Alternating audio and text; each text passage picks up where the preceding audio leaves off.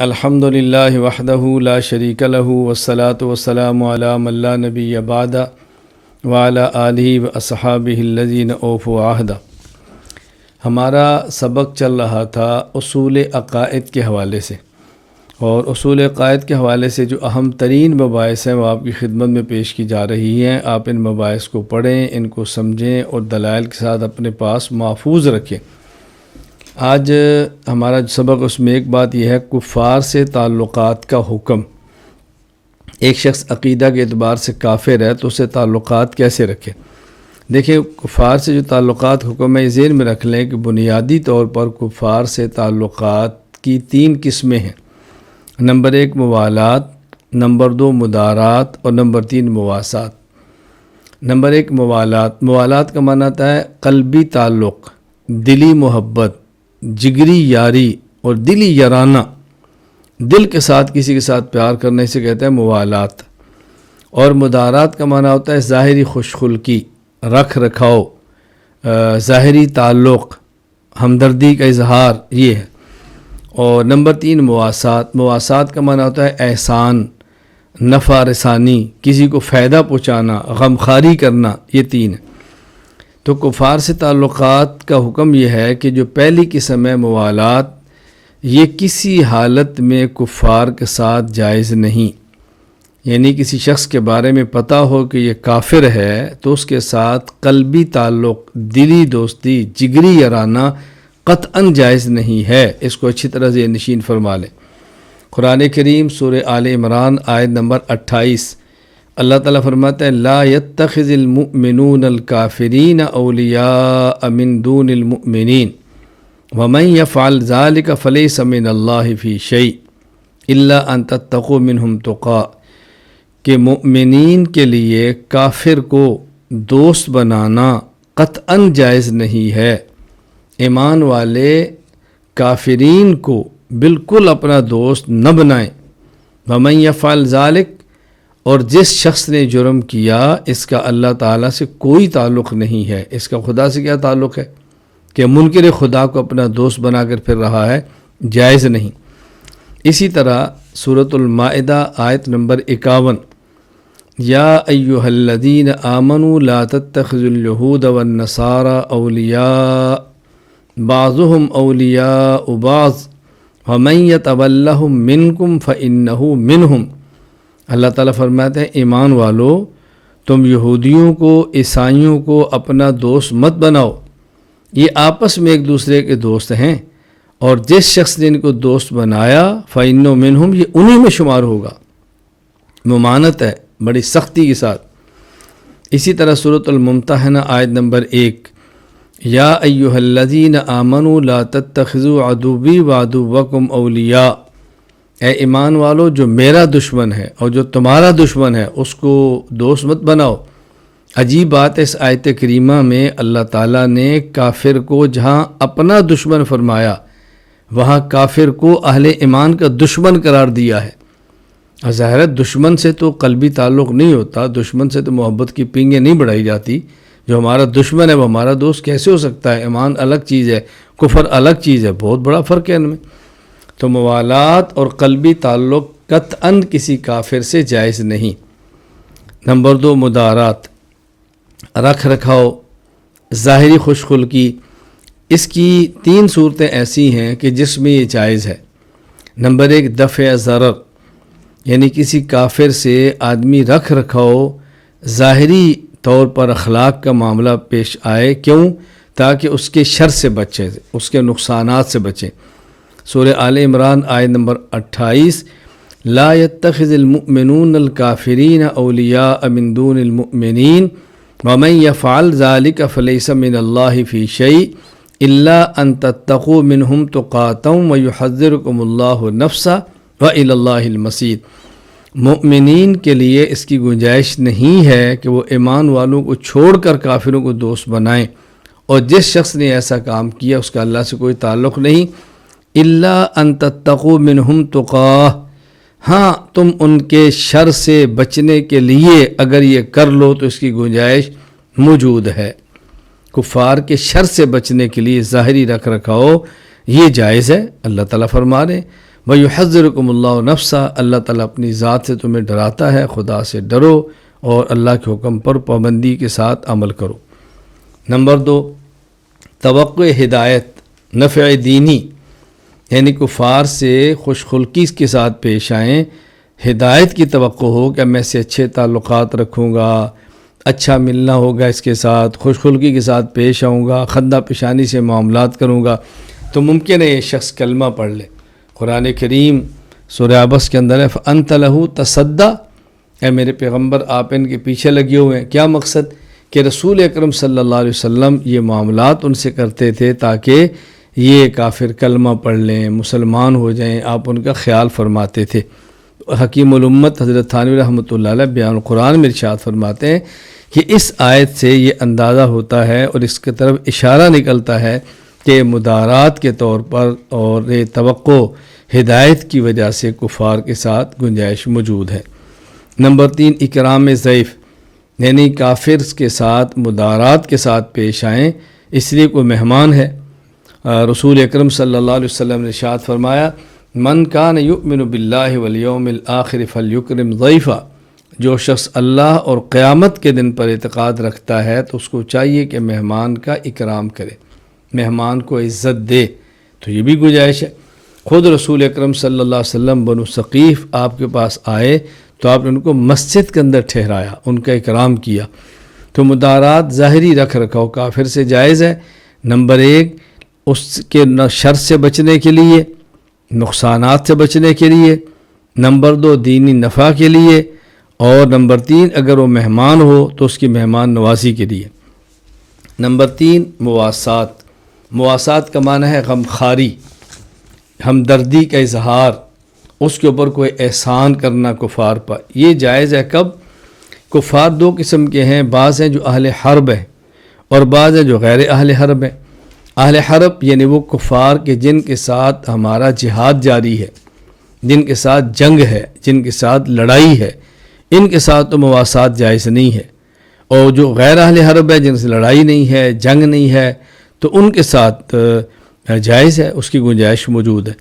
سورہ ممتحنہ اللہ تعالیٰ ارشاد فرماتے ہیں لا ينهاكم الله عن الذين لم يقاتلوكم في الدين ولم يخرجوكم من دياركم ان تبروهم وتقسطوا اليهم ان الله يحب المقسطين۔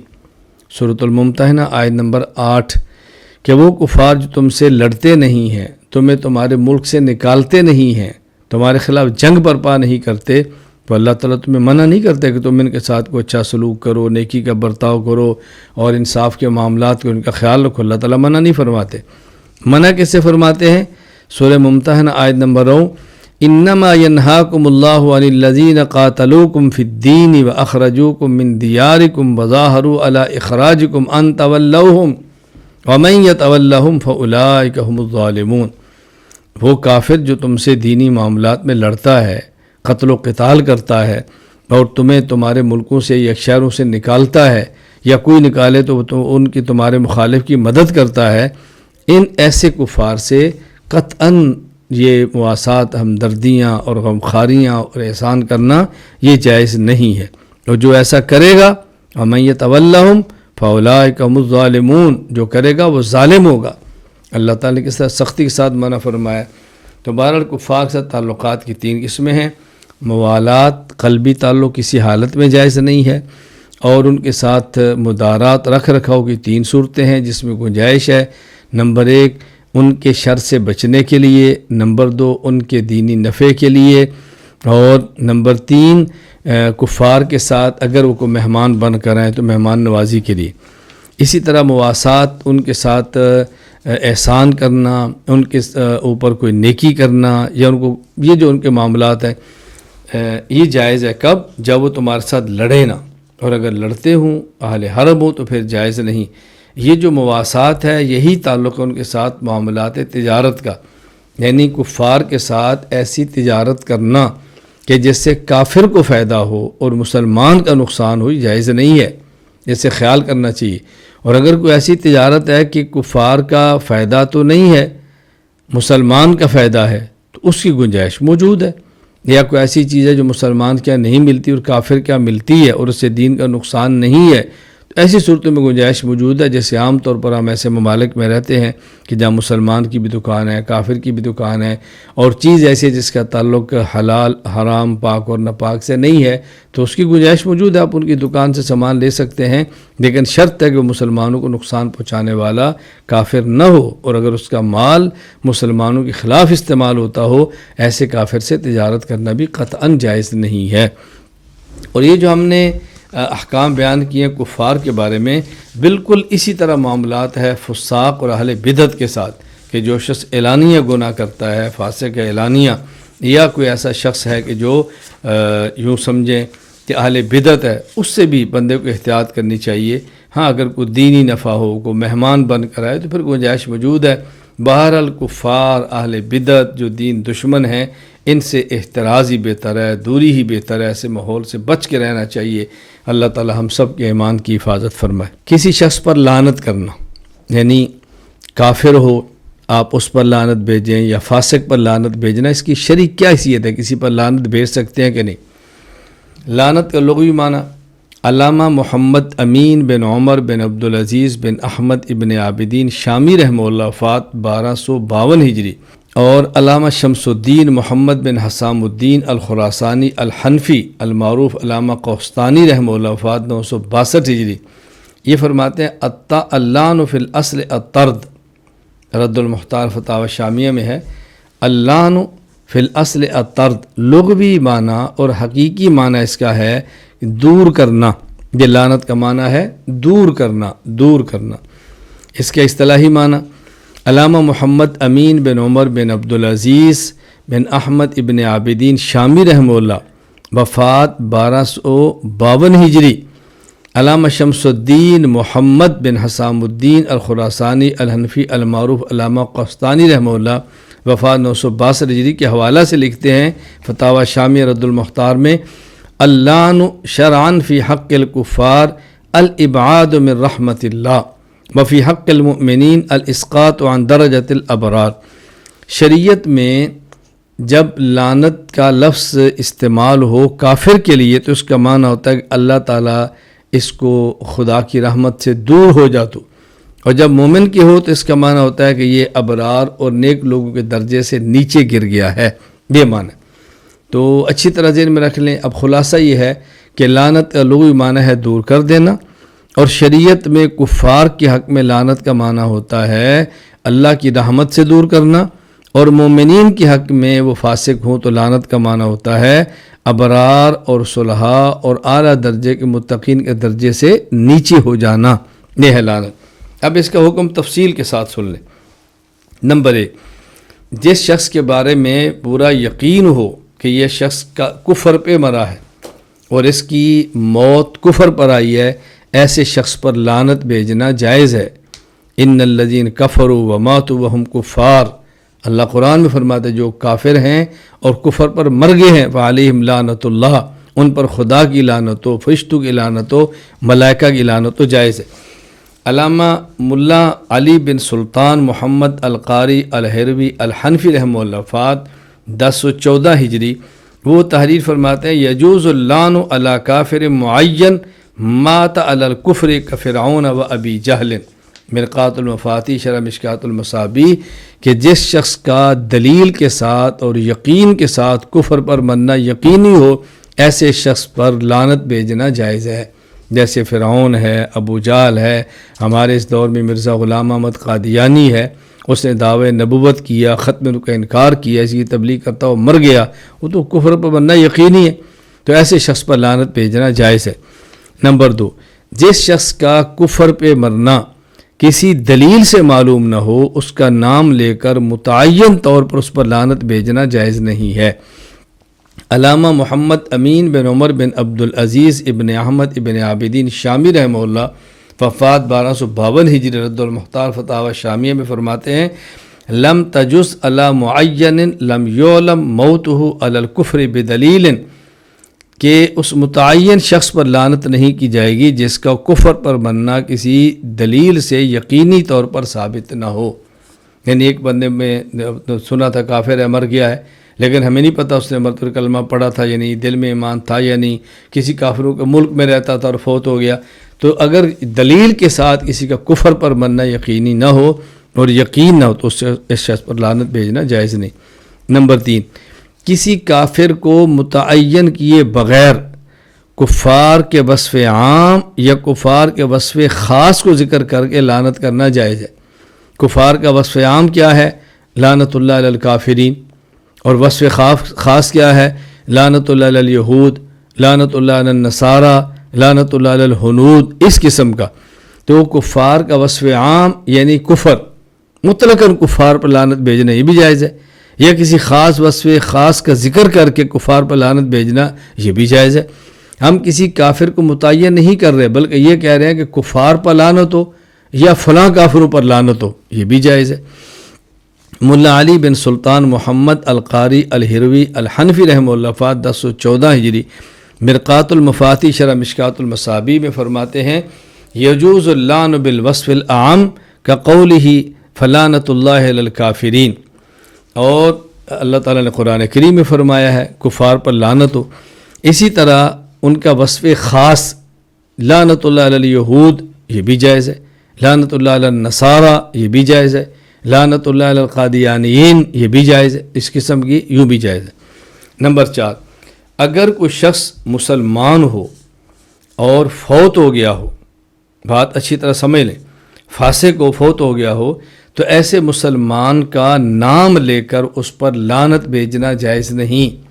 اگر جو اس کا فسق معروف ہو، اگر جو اس کا فسق بڑا ہو، کسی شخص کے بارے میں پتہ تھا زانی تھا، مر گیا بغیر توبہ کے، شراب بیچتا ہے، دکان کے اندر مر گیا، شراب پیتا ہے، شراب پیتا ہو مر گیا، خودکشی کی یا خودکشی کے ساتھ مر گیا ہے، کوئی ڈاکو تھا اور ڈکیتی کرتے ہوئے قتل گولی لگی اور مر گیا ہے، فسق پر مرا ہے، فسق اس کا اعلانیہ ہے، تب اس پر لعنت نہ کریں۔ علامہ محمد امین بن عمر بن عبدالعزیز بن احمد ابن عابدین شامی رحمہ اللہ وفات 1252 ہجری، رد المختار فتاوی شامیہ میں فرماتے ہیں لم تجز علی معین لم یعلم موت علی الکفر بدلیل وان کان فاسقا متحورا کیزید علی المعتمد، کسی متعین شخص پر لعنت کرنا جائز نہیں جب تک اس کا کفر پر مرنا کسی دلیل سے یقینی طور پر ثابت نہ ہو، خواہ وہ ایک لاپرواہ فاسق شخصی کیوں نہ ہو، جیسے صحیح قول کے مطابق یزید ہے، یعنی یزید کا فسق پر مرنا معروف ہے، تو یزید پر بھی لعنت نہ بھیجیں۔ ہم یہ نہیں کہتے کہ ہم یزید کے بارے میں کوئی کلمہ خیر کہتے ہیں، لیکن چونکہ کفر پر اس کا مرنا ہمارے پاس دلیل نہیں ہے، لہذا لعنت بھیجنا ٹھیک نہیں ہے۔ نمبر 5، جو شخص زندہ ہو اور حالت کفر پر ہو تو اس متعین شخص پر لعنت بھیجنا جائز نہیں ہے۔ ایک شخص کافر ہے، زندہ ہے، متعینہ شخص پر بھی فلاں شخص پر لعنت تو جائز نہیں۔ کیوں؟ اس کی بات یہ ہے کہ جس طرح علامہ ابن عابدی رحمہ اللہ نے پیچھے ہم نے ذکر کیا، فرماتے ہیں لم تجز علی معین لم یعلم موت علی الکفر بدلیل، اگر کسی شخص کا کفر پر بننا دلیل سے ثابت نہیں ہے تو ایسے معین پر لعنت بھیجنا جائز نہیں۔ کیوں؟ اس کی وجہ بظاہر وجہ سمجھ آتی ہے کہ ممکن ہے وہ ایمان لائے ہو، ہمیں پتہ نہ ہو، ممکن ہے، اس لیے یہ ٹھیک نہیں ہے، تو اسے احتیاط کرنا چاہیے۔ اچھا، تو جس طرح اس کے بارے میں احتمال تھا، تو اگر کوئی شخص زندہ ہے اور کافر ہے تو احتمال ہے کل کو ایمان لے آئے، پھر اس پر لعنت کیوں بھیجتے ہیں؟ تو لعنت نہ بھیجیں، تو پھر لعنت کرنا اس کے لیے جائز نہیں ہوگا۔ بعد اگر کوئی شخص کافر ہو اور زندہ ہو اور پھر اس شخص پر لعنت بھیجنا یہ مناسب نہیں، اس کے لیے ایمان کی دعا کریں کہ اللہ تعالیٰ اس کو ایمان عطا فرما دے۔ ہاں، اگر کوئی کافر ایسا ہے، کافر ہے لیکن وہ کفار کا لیڈر ہے، مسلمانوں کو نقصان دہ ہے، مسلمانوں کو نقصان پہنچا رہا ہے، تو اس کی نوعیت تھوڑی سی مختلف ہے، اس کو ذہن نشین فرما لیں۔ نمبر 6، ایسا مسلمان جو گناہ کبیرہ کا مرتکب ہو، ان کے کسی فرد کو متعین کیے بغیر لعنت کرنا جائز ہے۔ یعنی کوئی مسلمان ہے، مسلمانوں کا گروہ ہے، یا کوئی مسلمان ہے جو جرم کرتے ہیں، تو جو جرم وہ کرتے ہیں اس جرم کا بطور وصف ذکر کر کے لعنت کرنا جائز ہے، لیکن متعین شخص کا نام نہ لیں۔ مثلا ہم کہتے ہیں بھائی زنا کرنے والوں پر خدا کی لعنت ہو، شراب پینے والوں پر خدا کی لعنت ہو، جھوٹ بولنے والوں پر خدا کی لعنت ہو، اس طرح یہ جائز ہے۔ کیوں؟ اس لیے کہ یہاں جن سے کاذبین، جن سے ظالمین کی جنس پر لعنت ہے، جس کے اندر وہ بھی شامل ہے جو مر گیا ہے اور بالیقین کفر پر مرا ہے، وہ بھی اس کے اندر شامل ہے، تو اس کی گنجائش موجود ہے۔ کیوں؟ یہاں مقصود مسلمان پر لعنت کرنا نہیں ہے، بلکہ مقصود اس وصف پر لعنت کرنا ہے کہ جو وصف کفار کا شیوا ہے۔ کفار وہ کام کرتے ہیں، مسلمان وہ کام نہیں کرتے، مسلمان کی شان نہیں ہے وہ کام کریں، تو اس جرم سے نفرت دلانے کے لیے یہ جائز ہے۔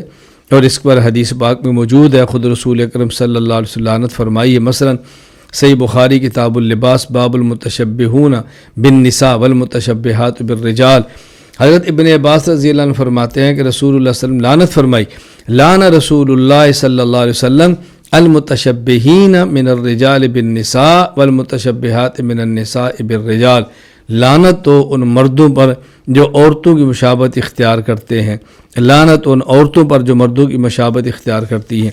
اسی طرح سے مسلم کتاب المساقات باب اللعن آکل الربا و موکلہ کے اندر حدیث موجود ہے۔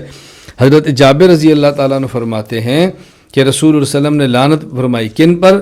لعن رسول اللہ صلی اللہ علیہ وسلم آکل الربا و موکلہ و کاتبہ و شاہدیہ وقال ہم سوا، نبی پاک صلی اللہ علیہ وسلم نے لعنت بھیجی ہے سود کھانے والے پر، کھلانے والے پر، لکھنے والے پر اور سود کے گواہوں پر، رسول اللہ صلی اللہ علیہ وسلم نے لعنت بھیجی ہے، اس لیے ایسا کرنا اس کی گنجائش موجود ہے۔ باقی میں نے یہ بات آپ کو اچھی طرح سمجھا دی ہے، اس کو ذہن نشین فرما لیں کہ یہاں مقصود مسلمان پر لعنت نہیں، بلکہ مقصود اس جرم پر لعنت ہے جو جرم یہ کر رہا ہے، اور مقصود لوگوں کو اس سے نفرت کرنا ہے۔ علامہ محمد بن امین بن عمر بن عبدالعزیز بن احمد ابن عابدین شامی رحمہ اللہ وفات 1252 ہجری، رد المختار فتاوی شامیہ میں فرماتے ہیں بخلاف غیر المعین کالظالمین والکاذبین، یعنی خاص مومن معین پر لعنت بھیجنا جائز نہیں ہے، لیکن غیر معین طور پر ظالمین اور کاذبین پر لعنت بھیجنا جائز ہے۔ کیوں؟ لأن المراد جنس الظالمین وفیہم من یموت کافرا، وہاں مقصود مسلمان پر لعنت نہیں ہے بلکہ ظالمین پر لعنت ہے جس کے اندر وہ کافر بھی شامل ہے جو موت جس کی کفر پہ موت آئی ہے۔ فیکون اللعن لبیان ان ھذا الوصف وصف الکافرین، مقصود ہوتا ہے کہ یہ کفار کا کام ہے، مومن کا کام نہیں ہے۔ للتنفیر عنہ والتحذیر منہ، مقصود مسلمانوں کو اس گناہ سے نفرت دلانا اور اس گناہ سے ان کی جان چھڑانا ہے، نہ کہ ہر شخص پر لعنت بھیجنا مقصود ہے۔ اس کو اچھی طرح ذہن نشین فرما لیں۔ ہاں ایک بات اور ہے، کسی خاص ظالم کے بارے میں یہ کہنا کہ اس ظالم پر لعنت ہو، یہ جائز نہیں ہے، اس جھوٹ بولنے والے پر لعنت ہو، یہ جائز نہیں۔ ویسے کہ جھوٹوں پر خدا کی لعنت ہو، ظالمین پر لعنت ہو، چوروں پر لعنت ہو، یہ جائز نہیں ہے، لیکن خاص ہے جو چوری کرنے والے اس کو متعین کر کے نہ کہیں کہ اس چور پر لعنت ہو، اس جھوٹ بولنے والے پر لعنت ہو، یہ مناسب نہیں۔ بہرحال لعنت کا معاملہ بہت زیادہ یعنی اچھی طرح ذہن نشین فرما لے، محتاط ہے، بلا وجہ چھوٹی چھوٹی باتوں پر لعنت بھیجنا قطعاً جائز نہیں ہے۔ اللہ تعالی ہمیں یہ بات سمجھنے کی توفیق عطا فرمائے۔ ایک بات یہاں پر سمجھیں کہ جن لوگوں کو دعوت اسلام نہ پہنچی ہو اور وہ فوت ہو جائیں، یعنی ایک شخص ایسا ہے کہ جس کو اسلام کی دعوت نہیں پہنچی اور وہ دنیا سے چلا گیا ہے، مسلمان نہیں کافر ہے، اس کے آخرت میں انجام کیا ہوگا؟ اس کو عذاب ہوگا، نہیں ہوگا، جنت میں جائے گا، جہنم میں جائے گا، اس کے بارے میں موقف کیا رکھنا چاہیے؟ اچھی طرح ذہن نشین فرما لیں۔ اس کے بارے میں 3 رائے ہیں جو ہمارے علم کے اندر آئی ہیں۔ نمبر 1، پہلی رائے یہ ہے کہ شریعت میں کچھ عقائد وہ ہیں جو محض عقل سے سمجھے جا سکتے ہیں، وہ وحی پر موقوف نہیں ہیں۔ مثلا اللہ تعالیٰ کی توحید، اس کا تعلق انسان کی عقل سے ہے، اس کا تعلق وحی اور نقل سے نہیں ہے۔ دلیل اس پہ دیکھیں، اگر کسی شخص کے پاس نبوت کا پیغام آ بھی جائے، وحی کا پیغام آ بھی جائے، لیکن عقل نہ ہو تو اس پر کلمہ پڑھنا فرض نہیں ہے۔ وہ کلمہ نہ پڑھے تو جہنم میں نہیں جائے گا، اس میں عقل ہی نہیں ہے۔ تو بعض ایسی چیزیں کہ جن کی بنیاد عقل ہے، یہ بات اچھی طرح ذہن نشین فرما لیں۔ مثلا عقائد، توحید، اس کا تعلق عقل کے ساتھ ہے۔ تو جس شخص میں غور فکر کرنے کی صلاحیت ہی نہ ہو وہ الگ معاملہ ہے، لیکن غور و فکر کی صلاحیت بھی ہو، عقل موجود ہو اور پھر بھی مسلمان نہ ہو اور چلا جائے تو کہتے ہیں یہ منکر وجود باری تعالیٰ ہے، منکر توحید ہے، اس شخص کو عذاب ہوگا۔ ہاں البتہ جو عام گناہ جس کا تعلق شریعت کے ساتھ ہے، تبلیغ کے ساتھ ہے، دعوت کے ساتھ ہے، کہ جب تک شریعت کا حکم نہ آئے تو پتہ نہیں چلتا، مثلا نماز ہے، زکوٰۃ ہے، حج ہے، روزہ ہے، اب یہ اعمال ہیں کہ وہی ہو تو پتہ چلتا ہے، وہی نہ ہو تو اب کیسے کہہ سکتے ہیں 5 نمازیں ہیں، سال میں 1 مرتبہ زکوٰۃ ہے۔ تو ایسی چیز جس کا تعلق وحی کے ساتھ ہے، کسی شخص کے پاس اگر یہ چیزیں نہیں پہنچی اور نہیں عمل کر سکا اور دنیا سے چلا جائے تو اس کا آخرت کے اندر مواخذہ نہیں ہوگا۔ اسی طرح بہت سارے عقائد ایسے ہیں کہ جن کا تعلق صرف دلیل کے ساتھ ہے، شریعت کے ساتھ ہے، محض عقل سے انسان وہاں تک نہیں جا سکتا۔ قیامت کے شفاعت کا مسئلہ ہے، حوض کوثر کا مسئلہ ہے، اللہ کے عرش کا مسئلہ ہے، اور اعمال نامہ دائیں اور بائیں ہاتھ، اس کا تعلق تو وحی کے ساتھ ہے نا، عقل کے ساتھ نہیں ہے۔ تو عقائد اسلامیہ جن کی بنیاد عقل ہے، محض عقل سے سمجھ آتے ہیں، اس کی ایسا شخص عقل ہو، شریعت نہ پہنچی ہو اور ان عقائد پر ایمان نہ لایا تو کافر ہوگا، عذاب ہوگا۔ اور جن کی بنیاد شریعت ہے، شریعت کے بغیر وہ سمجھ نہیں آ سکتے، اگر وہ کسی کے پاس شریعت نہیں پہنچی اور نہ مانا اور مر گیا تو اس کا مواخذہ نہیں ہوگا۔ ایک رائے یہ ہے، یہ سمجھے۔ امام اعظم ابو حنیفہ نعمان بن ثابت رحمہ اللہ فات 150 ہجری فرماتے ہیں، یہ بات اصول الشاشی کے اندر موجود ہے۔ فرمایا لو لم یبعث اللہ تعالی رسولا لوجب علی العقلاء معرفتہ بعقولہم، اگر اللہ تعالیٰ رسول نہ بھی بھیجیں تو اہل عقل پر پھر بھی لازم ہے اللہ کو پہچاننا، ایمان لانا محض عقلوں کی وجہ سے۔ حکیم الامت مولانا شرف علی تھانوی رحمہ اللہ فات 1362 امداد الفتاوی جلد 5 صفحہ 404 فرماتے ہیں، اس شخص کو اگر کبھی کسی اہل حق کے کہنے سے یا خود کسی خیال کے آنے سے اپنے طریقہ میں شبہ پڑا اور پھر بھی تحقیقی فکر نہ ہو تب تو اس پر مواخذہ ہوگا، اور اگر خالی و ذہن رہا تو علماء کے اس میں اختلاف ہے۔ غزالی رحمہ اللہ وغیرہ اس کی نجات کے قائل ہیں۔ شیخ التفسیر مولانا محمد ادریس کاندری رحمہ اللہ فات 1394 ہجری تفسیر معرف القرآن سورہ بنی اسرائیل آیت نمبر 15 وما کنا معذبین حتی نبعث رسولا، اس کے تحت فرماتے ہیں آیت وما کنا معذبین حتی نبعث رسولا میں عدم عذاب کا حکم معاصی کے ساتھ مخصوص ہے کہ قبل بعثت ارتکاب معاصی پر عذاب نہ ہوگا، اور کفر و شرک چونکہ امر بدیہی ہے کہ عقل و فطرت سے بھی معلوم ہو سکتا ہے، اس لیے انکار خداوندی اور شرک پر ہر حال میں مواخذہ ہوگا۔ مفتی اعظم پاکستان مفتی محمد شفیع عثمانی رحمہ اللہ فات 1396 ہجری معرف القرآن سورہ بنی اسرائیل آیت نمبر 15 وما کنا معذبین حتی نبعث رسولا کے تحت لکھتے ہیں، بعض ائمہ کے نزدیک جو اسلامی عقائد عقل سے سمجھے جا سکتے ہیں، مثلا خدا کا وجود، اس کی توحید وغیرہ، پس جو لوگ اس کے منکر ہوں گے ان کو کفر پر عذاب ہوگا، اگرچہ ان کو کسی نبی اور رسول کی دعوت نہ پہنچی ہو۔ البتہ عام معاصی اور گناہوں پر سزا بغیر دعوت و تبلیغ انبیاء کے نہیں ہوگی۔ ایک رائے۔ دوسری رائے حضرت امام شافعی رحمہ اللہ تعالیٰ کی ہے۔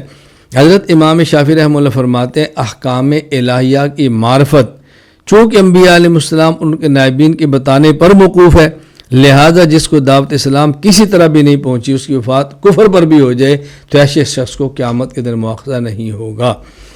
حضرت امام محمد بن ادریس شافعی رحمہ اللہ تعالیٰ اس آیت وما کنا معذبین حتی نبعث رسولا، امام محمد بن ادریس شافعی رحمہ اللہ وفات 204 ہجری، ان کی سرائے کو معرف القرآن میں حضرت مولانا کاندری رحمہ اللہ نقل فرمایا، فرماتے ہیں اس سے معلوم ہوتا ہے کہ جو شخص بعثت سے پہلے مر گیا یا اس کو نبوت کی دعوت نہیں پہنچی وہ عند اللہ معذور ہے، اس پر عذاب نہ ہوگا، اگرچہ وہ شرک کی حالت میں مرا ہو، کیونکہ احکام خداوندی کی معرفت بدون شریعت کے ناممکن ہے، اور احکام الہی کی معرفت کے لیے عقل انسانی کافی نہیں، بغیر بعثت کے حجت تام نہیں، اس لیے جس کو دعوت نہیں پہنچی وہ معذور ہے۔ تیسری رائے یہ ہے کہ جس طرح کوئی شخص احمق ہے، عقل نہیں ہے، کوئی بہت بوڑھا ہے، اس کی عقل کام نہیں کرتی، اگر یہ کلمہ نہیں پڑھتے اور فوت ہو جاتے ہیں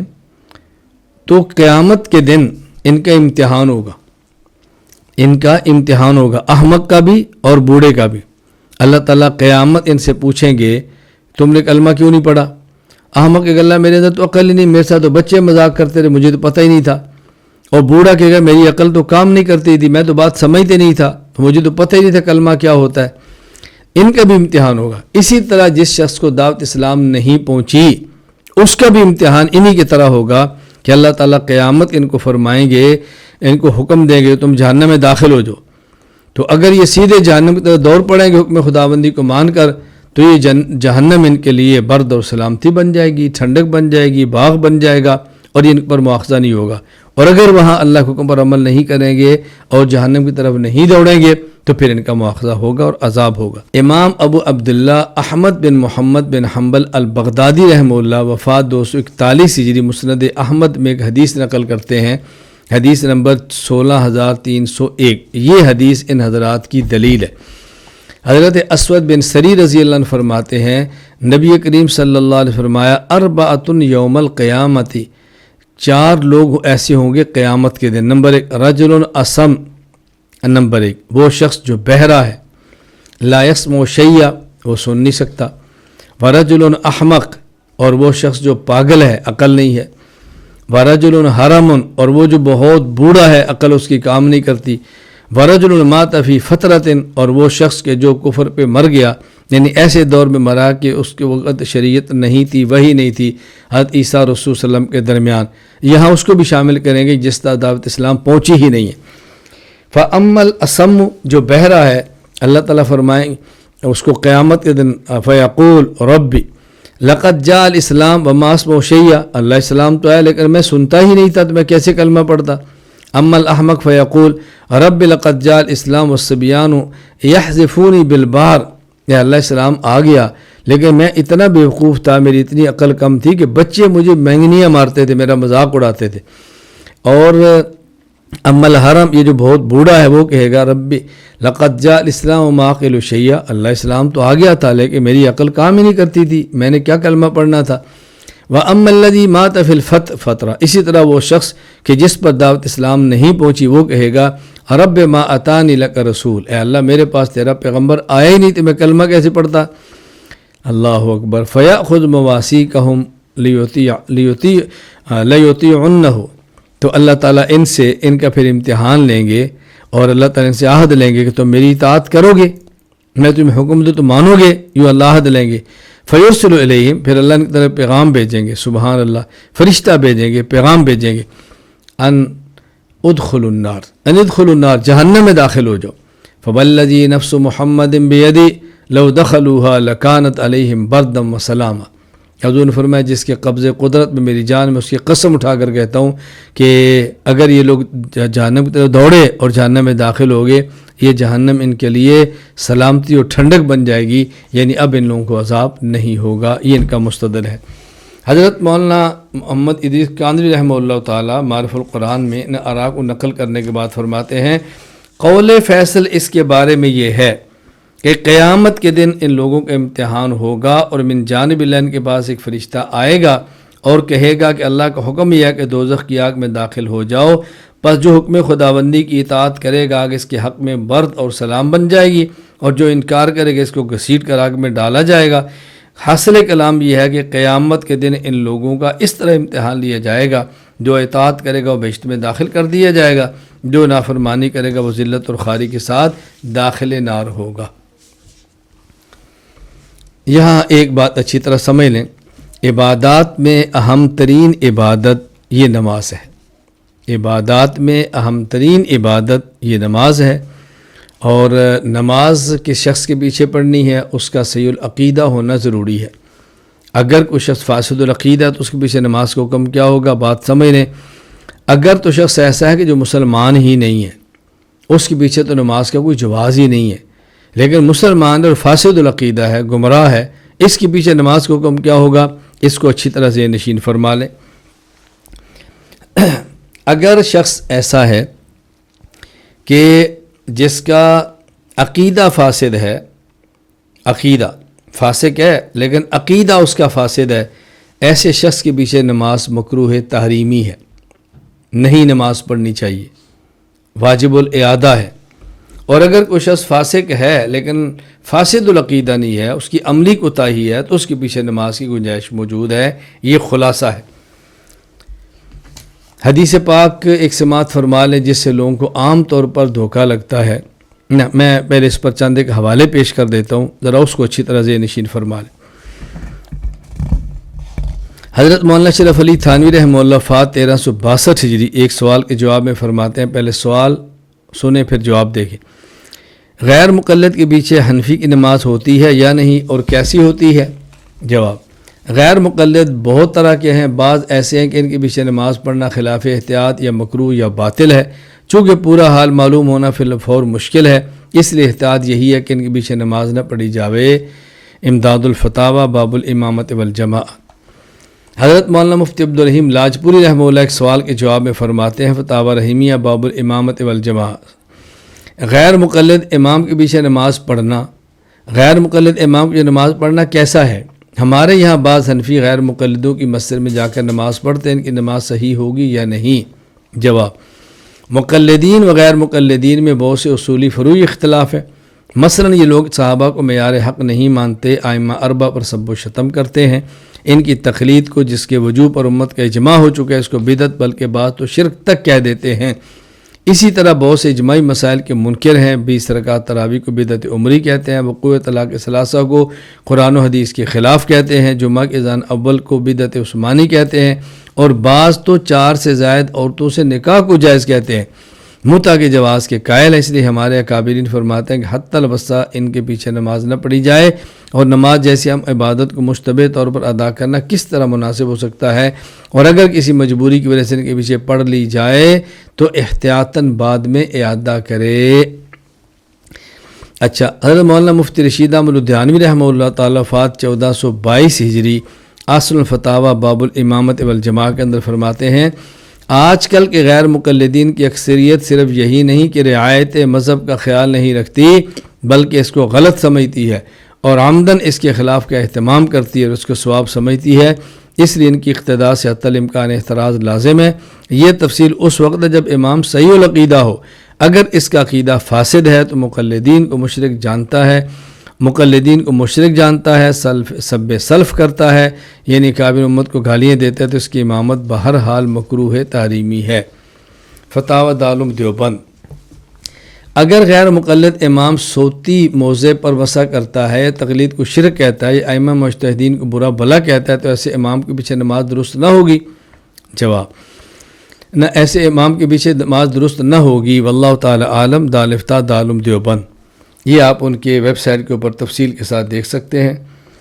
اچھا، دوسرا ان کا فتویٰ ہے، جو غیر مقلد تقلید کو شرک، خلفائے راشدین کی جاری کردہ سنن کو بدعات، ائمہ مجتہدین وغیرہ کے متعلق زبان درازیہ کرتا ہو فاسق ہے، اس کے پیچھے نماز مکروہ تحریمی ہے، اور آج کل کے اکثر غیر مقلدین ایسے ہی ہوتے ہیں، اس لیے ان کے پیچھے نماز نہ پڑھنی چاہیے۔ اچھا، دارالعلوم دیوبند کا ایک اور فتویٰ، فرمایا بدعتی کے پیچھے نماز مکروہ تحریمی ہے، اور عید کی نماز کے بعد مصافحہ کرنا، گلے ملنا، مروجہ قرآن خوانی کرنا، تراویح پڑھانے پر اجرت لینا، یہ سب امور بھی شریعت کی روح سے صحیح نہیں ہیں۔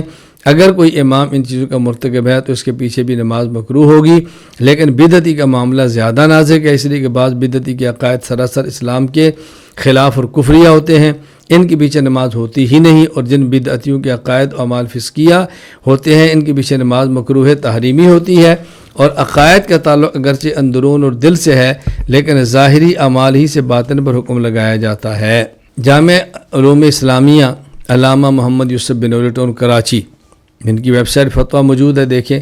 بدعتی کی اقتداء میں نماز ادا کرنا مکروہ تحریمی ہے، کسی صحیح العقیدہ متقی پرہیزگار امام کے پیچھے نماز پڑھنے کی کوشش کرنی چاہیے۔ اگر کوئی شخص ایسی بدعات میں مبتلا ہو جو حد کفر شرک تک پہنچی ہوئی ہوں اور اس میں تعبیر معتبر نہ ہو یا یقینی طور پر اس کے عقائد کے شرکیہ ہونا معلوم ہو، تو ایسے بدعتی امام کی اقتداء میں نماز پڑھنا جائز نہیں، اور اگر کسی نے پڑھ لی تو اعادہ ضروری ہے۔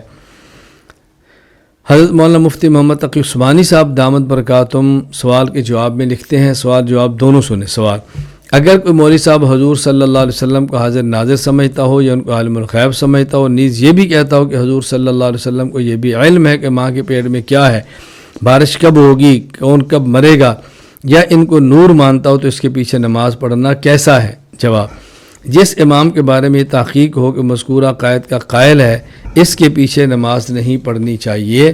یہ فتاوی عثمانیہ میں ہے جو حضرت کا کتاب ہے۔ اس فتویٰ پر مفتی اعظم پاکستان مفتی محمد شفیع عثمانی رحمہ اللہ کے تصدیقی دستخط بھی موجود ہے۔ یہاں ایک سوال، اس کا جواب اچھی طرح سماعت فرما لیں۔ بعض لوگوں کو ایک حدیث سے غلط فہمی لگی ہے۔ یہ حدیث سنن دارقطنی حدیث نمبر 1768 موجود ہے۔ حضرت امام ابو الحسن علی بن عمر بن احمد بن مہدی البغدادی دارقطنی میں روایت نقل کرتے ہیں، وفات 385 ہجری۔ حضرت ابو ہریرہ رضی اللہ تعالیٰ عنہ فرماتے ہیں کہ رسول اللہ صلی اللہ علیہ وسلم فرمایا: صلو خلف کل بر و فاجر وصلو علی کل بر و فاجر وجاہدوا مع کل بر و فاجر او کما قال فی کما قال، کہ ہر اس شخص کے پیچھے، ہر کسی کے پیچھے نماز پڑھ لو وہ نیک ہو یا فاسق، ہر کسی کی نماز جنازہ پڑھو وہ نیک ہو یا فاسق، ہر کسی امیر کے ساتھ مل کر جہاد کرو امیر نیک ہو یا فاسق۔ تو کہتے ہیں رسول اللہ صلی اللہ علیہ وسلم نے صراحتاً فرمایا ہے کہ فاسق کے پیچھے بھی نماز ہوتی ہے، لہذا ہر کسی کے پیچھے نماز پڑھ سکتے ہیں۔ بات ذہن نشین فرما لیں، ایک ہوتا ہے فاسق بالعمل، ایک ہوتا ہے فاسق بالعقیدہ۔ اس حدیث پاک میں فاسق سے مراد فاسق بالعمل ہے۔ اگر کوئی شخص عملاً فاسق ہے تو اس کے پیچھے نماز کی گنجائش ہے، لیکن فاسق بالعقیدہ ہو اس کے پیچھے نماز کی گنجائش نہیں، اور اس حدیث میں اس کے لیے گنجائش دی بھی نہیں گئی۔ اس حدیث مبارک سے کوئی تعلق نہیں۔ آپ دیکھیں علامہ زین الدین ابراہیم بن محمد المعروف ابن نجیم رحمہ اللہ وفات 970 ہجری البحر الرائق میں فرماتے ہیں: الفاجر هو الفاسق من اہل الاسلام، الفاجر هو الفاسق من اہل الاسلام۔ فاجر سے مراد وہ شخص ہے جو فاسق ہو، مسلمان ہو۔ اس سے مراد فاسد العقیدہ نہیں ہے، فاسد العمل ہے۔ اچھا، اسی طرح علامہ احمد بن محمد بن اسماعیل الطحطاوی الحنفی وفات 1231 ہجری حاشیہ طحطاوی علی مراق الفلاح میں وضاحت فرماتے ہیں: والمراد الفاسق بالجارحہ لا بالعقیدہ۔ یہاں فاسق مراد وہ شخص ہے جو اللہ کی اطاعت سے نکلنے والا ہو، بالجارحہ عمل سے، لا بالعقیدہ نہ کہ عقیدہ سے۔ یعنی اگر کسی شخص کا عقیدہ درست نہیں تو اس سے وہ مراد نہیں ہے، عقیدہ درست ہے، عمل درست نہیں سے مراد وہ ہے۔ یہ بات اچھی طرح ذہن نشین فرما لیں تاکہ کبھی بھی الجھن پیدا نہ ہو۔ یہاں ایک بات اور سمجھ لیں بہت اچھی طرح، کچھ لوگ غلط فہمی رہتی ہے، اس غلط فہمی کا ازالہ کرنا، غلط فہمی کو دور کرنا بہت ضروری ہے۔ وہ یہ کہ تبلیغی جماعت ہماری جماعت ہے اور وہ دنیا بھر میں کام کر رہی ہے، اللہ تعالیٰ مزید قبولیت عطا فرمائے۔ تبلیغی جماعت کے احباب بسا اوقات ایسے لوگوں کی مساجد میں جاتے ہیں جو بد عقیدہ ہیں، وہاں مسئلہ پیش آتا ہے کہ ان کے پیچھے نماز پڑھیں یا نماز نہ پڑھیں۔ تو یہاں دو قسم کی رائے سامنے آ جاتی ہیں۔ بعض علماء کے جو نماز کی اہمیت کے قائل ہیں اور قائل ہونا چاہیے، لیکن تبلیغی جماعت کی اہمیت کے قائل نہیں، وہ صاف صاف فرماتے ہیں کہ ان کے پیچھے نماز نہ پڑھیں۔ اشکال ہوتا ہے جب نماز نہیں پڑھیں گے وہاں تبلیغ کا کام نہیں ہوگا۔ وہ فرماتا ہے تبلیغ کا کام ہوتا ہے تو بھی ٹھیک ہے، نہیں ہوتا تو بھی ٹھیک ہے، تبلیغ کے کام کی وجہ سے اپنی نماز کو خراب نہ کریں۔ ایک دوسری رائے آتی ہے، وہ تبلیغی جماعت کے علماء کی ہوتی ہے، وہ فرماتا ہے کہ نہیں، نماز پڑھ لیں، نماز پڑھ لیں۔ کیوں؟ اس لیے کہ ہم نماز نہیں پڑھیں گے تو تبلیغ کا کام نہیں ہوگا، تو ہماری مجبوری ہے، لہٰذا ہم نے نماز پڑھنی ہے۔ یہ دو رائے سامنے آتی ہیں۔ میں سمجھتا ہوں یہ دونوں رائے اعتدال سے ہٹی ہوئی ہیں، افراط اور تفریط ہے۔ میں آپ کی خدمت میں بارہا اس رائے کو پیش کر چکا ہوں، پھر اس کو اچھی طرح سمجھ لیں۔ میں کہتا ہوں ایک ہے تبلیغ کے کام کو بچانے کے لیے ان کے پیچھے نماز پڑھنا، اور ایک ہے نماز پڑھنا اور بعد میں نماز پڑھنا اور نہ لٹانا، اور ایک ہے ان کے پیچھے نماز پڑھنا اور بعد میں لٹا لینا۔ میں تبلیغی جماعت کے احباب سے کہتا ہوں اگر کسی ایسی مسجد میں جانا ہو جہاں امام فاسد العقیدہ ہو اور اس کی امامت سے ہٹانا آپ کے اختیار میں نہ ہو، آپ وہاں اس کے پیچھے نماز پڑھیں، ایک صورت اقتداء سوری کریں، اس کے پیچھے کھڑے ہو جائیں اور نماز کے کلمات اپنے پڑھتے رہیں۔ فجر کی نماز ہے اپنی پڑھتے رہیں اور اس کے پیچھے اللہ اکبر سمع اللہ لمن حمدہ ربنا لک الحمد کہتے رہیں اور نماز پوری کر لیں۔ اب دیکھیں آپ کی نماز بھی ہو گئی ہے، لٹانے کی ضرورت بھی نہیں ہے، اور آپ کا تبلیغ کا کام بھی بچ گیا ہے۔ اور اگر ایسی صورت ہے مثلا آپ مسافر ہیں، امام مقیم ہے، آپ نے 2 رکعت پڑھنی تھی تو امام نے 4 ہے، تو ظاہر ہے جب مقتدی مسافر ہو امام مقیم ہو تو اس نے وہی نماز پڑھنی جو امام والی ہے، تب بھی آپ کو کوئی الجھن نہیں ہے کہ آپ کو کیا الجھن ہے، آپ نے نماز پڑھنی ہے۔ اب بھی مسئلہ وہی ہے کہ آپ اقتداء سوری کریں، اقتداء حقیقی نہ کریں۔ لیکن اگر کوئی ایسی صورت پیش آ جائے کہ جہاں آپ کے لیے یہ ہے کہ نہیں ہم نے نماز پڑھنی ہے اور ہماری الجھن ہے اور ہماری مجبوری ہے تو پڑھ لیں، اگر اس اقتداء سوری کو آپ نہیں سنبھال سکتے تو بعد میں اس کا اعادہ کر لیں، بعد میں نماز کو لٹا لیں۔ دیکھیں اگر آپ کسی کے پیچھے نماز نہیں پڑھیں گے مسجد کا ماحول خراب ہوگا، تبلیغ پر اثر پڑے گا، لیکن نماز پڑھ کے بعد میں لٹا لیتے ہیں تو نماز کے لٹانے سے تو تبلیغ خراب نہیں ہوگی نا، نماز کے لٹانے سے تو تبلیغ پر اثر نہیں پڑے گا۔ تو ایک یہ ہے کہ آدمی یہ کہے کہ اس کے پیچھے نماز نہ پڑھو، نہیں ہوتی تبلیغ خراب ہوتی ہے تو ہونے دو، ایک یہ ہے کہ اس کے پیچھے نماز پڑھو کیونکہ نماز ہو جاتی ہے، دونوں ٹھیک نہیں۔ ہم کہتے ہیں نماز پڑھ لیں لیکن ہوتی نہیں، آپ اس کا بعد میں اعادہ فرما لیں۔ مجھے یہاں پر 2 واقعات یاد آئے ہیں، میں اس کو نقل کرتا ہوں۔ ایک تو مجھ سے ایک تبلیغ میں چلنے والے عالم نے فون کیا کہ ہم سال کی جماعت میں چل رہے ہیں، فلاں علاقے میں فلاں مسجد کے اندر ہے، اس امام کا عقیدہ یہ ہے، تو یہ بتائیں کہ ہم ان کے پیچھے نماز پڑھ لیں یا نماز نہ پڑھیں۔ میں نے کہا جی آپ پڑھ لیں۔ اب ان نے پھر فون کیا، اچھا یہ بتائیں کہ ان کے پیچھے نماز ہو جاتی ہے؟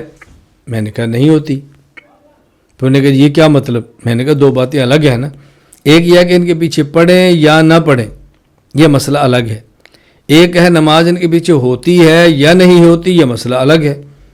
جب آپ کہیں گے ان کے پیچھے پڑھ لیں تو میں کہوں گا جی پڑھ لو، نماز ہوئی ہے جی نہیں ہوئی تو پڑھنے کا فائدہ، میں نے کہا پڑھنے کا فائدہ کہ آپ کا تبلیغ کا کام بچ گیا ہے، اور چونکہ نہیں ہوئی آپ اپنی نماز کے ادا کر کے لٹا لیں۔ تو ہونا نہ ہونا الگ ہے اور ان کے پیچھے پڑھنا نہ پڑھنا الگ ہے۔ اس لیے میں تبلیغ کے احباب سے گزارش کرتا ہوں کسی ایسی مسجد میں جانا ہو جہاں امام فاسد العقیدہ ہو، مجبوری ہو تو آپ ان کے پیچھے نماز پڑھ لیں، لیکن اپنی نماز کا اعادہ فرما لیں یا اقتداء سوری فرما لیں، یہ بات ذہن نشین فرما لیں۔ اور دوسرا مجھے اس پر ایک واقعہ یاد آیا کہ ایک ہمارے ہاں پاکستان میں ایک عالم ہیں جو تبلیغی جماعت کی موجودہ ترتیب کے مخالف بلکہ شدید مخالف، اور ایک عالم ایسے ہیں جو موجودہ تبلیغی جماعت کے حامی ہی نہیں بلکہ تبلیغ میں لگے ہوئے ہیں۔ ایک شخص تھا جو ان دونوں کا دوست تھا، وہ ان کے پاس بھی جاتا تو ان کے پاس بھی جاتا، تو وہ ان کو ملنے کے لیے جا رہا تھا جو تبلیغ میں لگے ہوئے۔ تو پہلے ان کے پاس گیا جو تبلیغ کے مخالف ہے، چونکہ ان کے شہر کا تھے، تو انہوں نے کہا جی میں حضرت کو ملنے کے لیے جا رہا ہوں، تو میں نے آپ سے ملنے کو پیغام ہو تو میں دے دوں۔ تو انہوں نے کہا میرا ان کو پیغام دینا اور جا کر ان کو یہ کہنا کہ ہر کسی کے پیچھے نماز نہ پڑھا کرو، اپنی نمازیں خراب نہ کرو۔ وہ گئے تو انہوں نے جا کر پیغام دیا جی فلاں مولانا فرما رہا ہے کہ ہر کے پیچھے نماز نہ پڑھا کرو، اپنی نمازیں خراب نہ کرو۔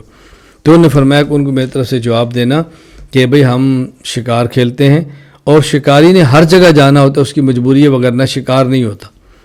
اس نے آ کر پیغام دے دی، وہ یہ فرما رہے ہیں۔ تو ان مولانا نے فرمایا جب ان کے پاس جاؤ تو میرا جا کر پیغام دینا کہ شکاری ہر جگہ تو جاتا ہے لیکن ہر جانور کا شکار نہیں کرتا، بعض جانور حرام ہوتے ہیں ان کا شکار ہوتا ہی نہیں ہے، اس لیے یہ دیکھا کرو کس کا شکار کرنا ہے اور کس کا نہیں کرنا۔ خیر یہ تو مزاح کی باتیں آپس میں چلتی رہتی ہیں۔ تو یہ عقائد کے حوالے سے میں نے گفتگو کی، آپ اچھی طرح اس کو سمجھ لیں، اپنے پلے باندھیں، اس کو یاد کریں، امت کے اندر عام کریں۔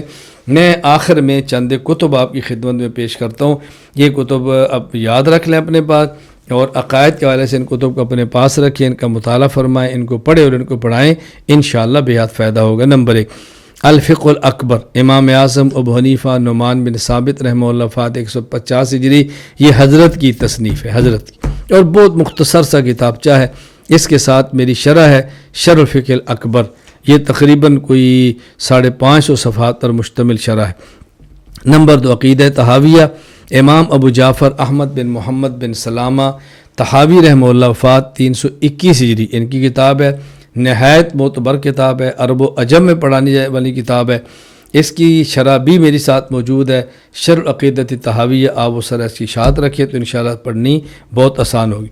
نمبر 3 العقائد النصفیہ، یہ علامہ حافظ الدین ابو البرکات عبداللہ بن احمد بن محمود النسوی رحمہ اللہ کی یہ وفات 710 ہجری، اس پر بھی میری شرح موجود ہے، شرح العقیدۃ النسویہ، آپ اس کو بھی ساتھ رکھیں۔ نمبر 4 العقیدۃ الحسنہ، شاہ ولی اللہ محدث دہلوی رحمہ اللہ، وفات 1176 ہجری، ان کی کتاب ہے، اس کے ساتھ بھی میری ایک شرح موجود ہے، شرح العقیدۃ الحسنہ، آپ اس کو بھی ساتھ رکھ لیں۔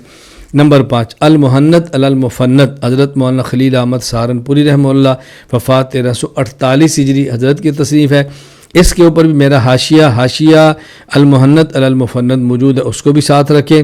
نمبر 2 اسی المحنت پر کچھ لوگوں نے اعتراضات کیے ہیں اور اس پر میری کتاب موجود ہے، المحنت علی المفند پر اعتراضات کا علمی جائزہ، اس کو بھی ساتھ رکھ لیں۔ نمبر 6 اکفار الملحدین، خاتم المحدثین حضرت علامہ سید محمد انور شاہ کشمیری رحمہ اللہ، وفات 1352 ہجری، حضرت کی تصنیف ہے۔ نمبر 8 جواہر الفقہ جلد اول، مفتی محمد شفیع عثمانی دیوبندی رحمہ اللہ، وفات 1396 ہجری۔ نمبر 9 اسلامی عقائد، یہ میری اپنی کتاب ہے، بہت بڑی نہیں، چھوٹا سا کتابچہ ہے، اس کو لیں۔ نمبر 10 کتاب العقائد، یہ بھی میری اپنی کتاب ہے، مختصر سی ہے، بحمد اللہ تعالیٰ آپ کی زبانوں میں ترجمہ بھی اس کا چل رہا ہے، ابھی بنگلہ کے اندر بھی ہمارے ایک شاگردوں نے ترجمہ اس کا کر دیا ہے، بھائی فضائل نے، باقی زبانوں کے اندر بھی آ رہی ہے۔ اچھا، اسی طرح یہ میری اصول عقائد، یہ ایک کتابچہ ہے، اس کو بھی پاس رکھیں، اس کو پڑھیں، اچھی طرح سمجھیں۔ اسی طرح ہماری کتاب ہے توحید باری تعالیٰ، صفات کے اوپر ہے، اس کو بھی پاس رکھیں۔ یہ چند کتب عقائد کے حوالے سے آپ پاس رکھ لیں تو انشاءاللہ ثم انشاءاللہ بے حد فائدہ ہوگا۔ اللہ تعالیٰ ہمیں سمجھنے کی توفیق عطا فرمائے۔ ہم نے عقائد کے حوالے سے ایک مستقل ترتیب دی ہے، آپ اگر اس ترتیب کو سمجھ لیں، اس کو پڑھ لیں یا اپنے پاس رکھ لیں اور اپنے علاقوں میں اس ترتیب پر علماء کو عقائد پڑھیں تو بے حد فائدہ ہوگا۔